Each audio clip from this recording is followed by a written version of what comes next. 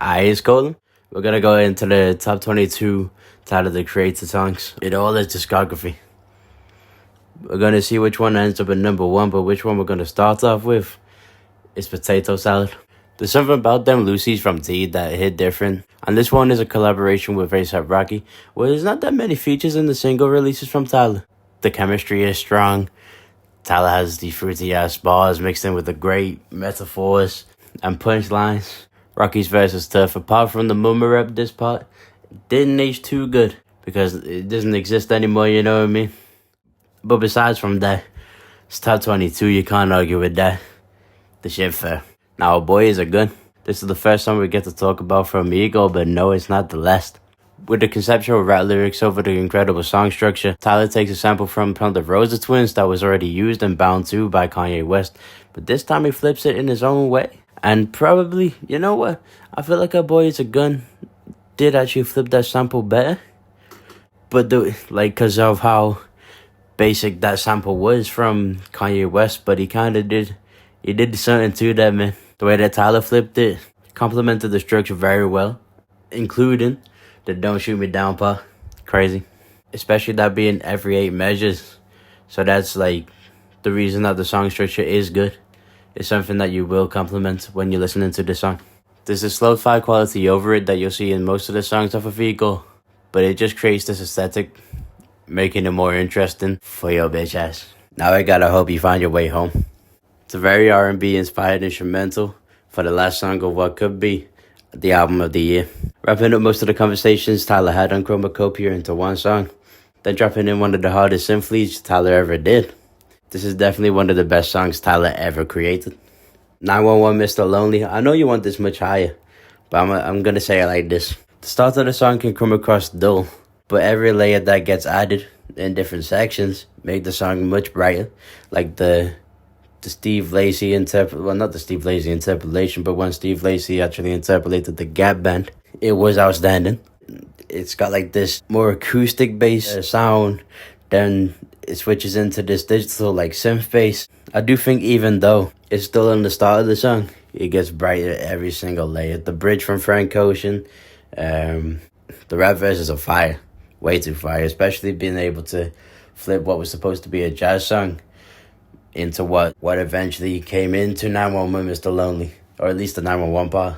It benefited the type of cadence or delivery or what he was really trying to put down in the verses. It'd be songs like this that make me think Tyler isn't as much of a rapper as he is a composer. The way that he just puts everything together.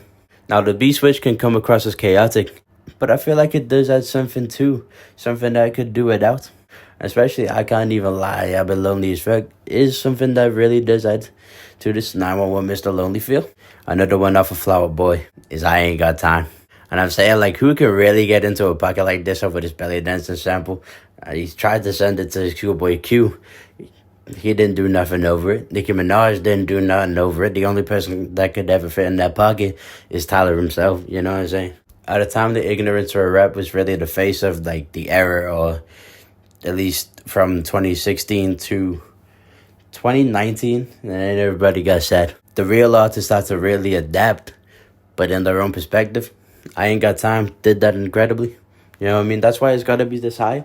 That's why it's higher than 911 Mr. Lonely. Now let's talk about another song, but that was released after Flower Boy as a Lucy. You know what I mean? Okra. Before I really got into an Ego or a Flower Boy, Okra was the first song I ever really heard from Tia. So it acted like this gateway for me to get into this whole discography that Tia's made. Because at the time I was probably listening to the most basic shit. Then came in, I don't know if I was watching these videos that do like these lists, but they don't show no face, like intensified charts or something like that. When I found this, I kind of just ran with it. And it must have felt so insane because the way that T was able to flow over the distorted bass, that wasn't just the simple BARM like a Comefacine was doing at that time. And then the chorus being like these distorted vocals, piano sections, it definitely felt mad distinctive. There's no doubt about it. When it was in the video, when it was like this epilepsy warning, that's exactly how the song feels when the bass drops.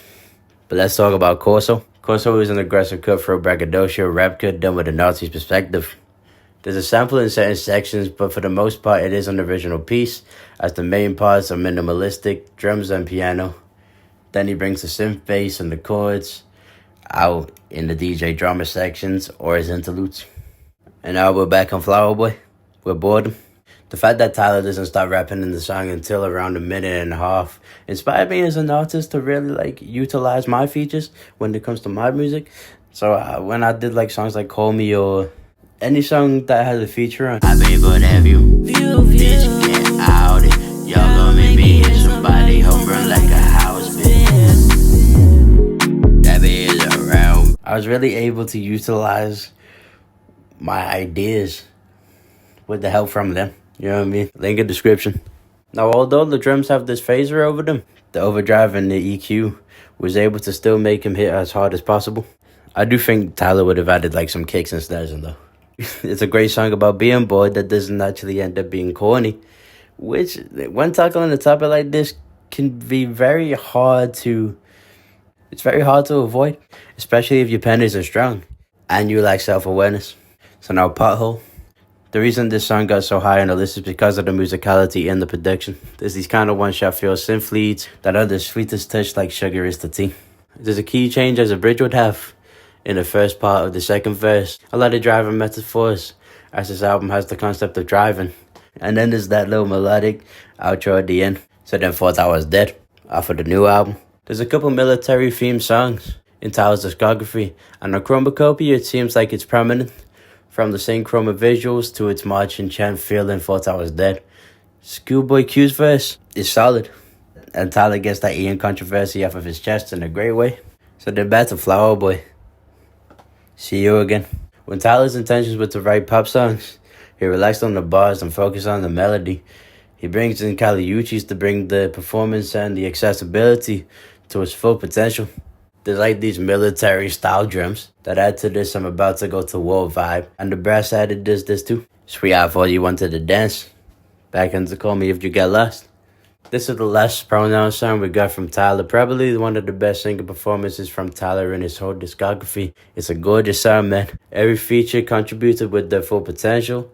All the tracks implemented into the song make you feel something as it creates different textures in those Tyler chord progressions. The percussion on both sides give the same feel, but are more notable on I Thought You Wanted to Dance, creating a subgenre of reggae. Tyler doesn't actually deliver a rap verse until nearly 8 minutes in, and then the a cappella finish was worth every minute to get to. Now you might not believe this, but this is the last song we're going to talk about off of Call Me If You Get Lost, and that's Hot Wind Blows. On this mixtape style, primarily rap album, having these minimalistic, usually drumless rap songs was and still is a template used in rap, specifically within the 2020s decade. But Hot Wind Blows offers two greats from different decades delivering the best performance, and more so, Lil Wayne, as Tyler sticks to his niche, and Weezy bars out sticking to the concept as he does best. Of course, there is musicalities that show in the way the sample is flipped, and the part where he says the winds are whistling like ben dan man they ain't listening. You know what I mean? That part is strong. That one always gets. That I don't know what the technique is there, but I'm trying to learn that, man. We gotta get this vinyl left here, man. Let's talk about ego some more. Are we still friends though? I showed this on to my nan. She said this got an NXS feel, and especially on that kind of never tear us apart. I feel like that's a great description. The Al Green sample is a huge compliment to the idea of the song. However, Al Green was a lot more zen on this, where somehow T's able to make it sound more desperate, really. Stressed out, where he makes it more explosive. And Pharrell is a great contribution. Also a great documentary I'm about to see tomorrow. But he does give this cartoon feel to it somehow. Not because of what he did on the Grinch or the Despicable Me franchise, but it's more so like the way his voice actually feels. Because usually you'll hear him singing in high pitch, but now the voice is relaxed. There's something about his accent that does come across in a cartoon way. We got another one. Gonna thank you. I don't know what it is about this song, but there is something unusual and bright pink, and it feels good, man. Pause. The Simpson percussion, the chorus from CeeLo, the vocal layers. And if that ain't enough for you with the pronoun song, so you're gonna get something at the end too for the last 2 minutes. Thank you. Where it fits in the unusual alternative low fidelity palette Tyler was going for on Ego. and it lends itself as a 9.5 out of 10. I gotta hurry up, man, because we're running out of time. This song grew massively on me. It's so minimalistic but effective with the ad-libs and the synths. There isn't a song on the list where you can't really use the word musicality as an excuse of displacement on wherever this placement is. The op is crazy, and there are different layers added to match the feel of what Tyler is trying to portray in conversational style. So back to Flower Boy, Where This Flower Blooms. The way that Tyler learned to structure on Flower Boy album really benefited the placement for Where This Flower Blooms. The drum pattern is ill, and when Tyler gets in his car, the way that Frank Ocean pre-chorus fades back in is how this song had actually benefited from the way that Tyler learned how to structure. And all the effects that take place through it as to its creativity. It's fire. Flower Boy is actually a great album. I should get that on vinyl. I don't have that. I only really have Call Me If You Get Lost on Eagle. I should just buy everything, bro. Maybe I can get that for free if I have a New Measure Wand. New Measure Wand is probably what you expected at number one. However, this song is hard though. All the effects of the machine gun feel on Isn't Working. And then after the laid back chord section, then comes in the alarm sound. Definitely one of the most chaotic feel in the album, man. It's really that aggressive side of Igor that has the distorted vocal effect that takes the song to its new level. We are getting closer to 10s. However, let's just talk about these last two 9 out of 10s. We got 9.7 out of 10 and Earthquake. If you don't really know Tyler like that, this is probably the one you will know him by.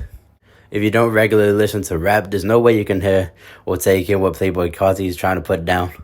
But if you care for music, the way that verse does sit over the piano might get you, man. That chorus is catchy, them synths are cool, that up is nice, and the way that Don't Leave hit is euphoric. I think we're in the top 3 now, you know. Are we in the top 3? Is it possible that... Yeah, we're in the top 3, goddamn. I guess for the top 3, maybe you want to say it's recency biased for the next 2, but hold on to your firms for a minute, man. As we talk about Dollar and I first, even though I put this at number 1 on the Chromacopia video, this is not the last song I'm talking about on Chromacopia. In that review, I wasn't wrong about saying it's one of the best songs in Tyler's discography. As you do get that Pharrell influence, there is that Drop It Like It's Hot interpolation. I wouldn't say it's more of a sample, but it is more of an interpolation. Anybody can go, you know what I mean? But purposely and with the intentions of Drop It Like It's Hot. Tyler is giving you the ego side of his melodies mixed with the Call Me If You Get Lost style verses, taking his niche to its full potential, along with the contributions from the show stealer, Tizo, motherfucker touchdown, who shows it doesn't matter whose song it is. If Tizo gets on that song, it belongs to him now. And both of them combined take it to top 3 in a 15-year career. Probably even more. I don't know how old our future was, but Tyler creates a solo career is what I'm talking about. And if you're mad about that, take your mask off. As I said, it's not recency bias, as it's Tyler getting better with every album that he puts out. It's that R&B influenced beat, the chorus from Daniel Caesar and LaToya Williams, and then in respect the verses talking about 3 different lifestyles, including his own. You can hear the influence from each album that he had released prior, but more specifically the song Wilshire off of Call Me If You Get Lost.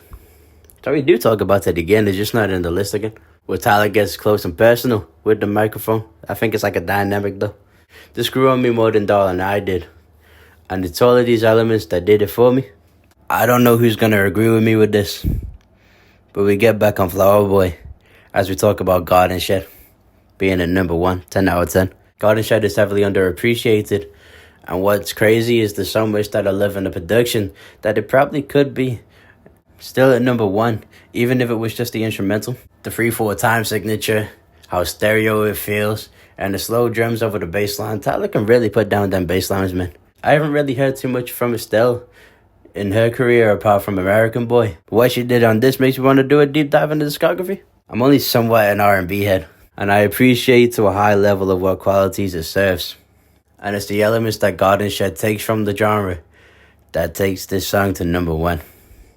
10 out of 10. Can't argue with him, man. But that's everything. That's out. That's Column. That's 22 songs. I'm not trying to do like more than 100 songs. I'm not gonna do any more Tyler rankings unless he puts another surprise album out. But apart from that, that's Column. That's out.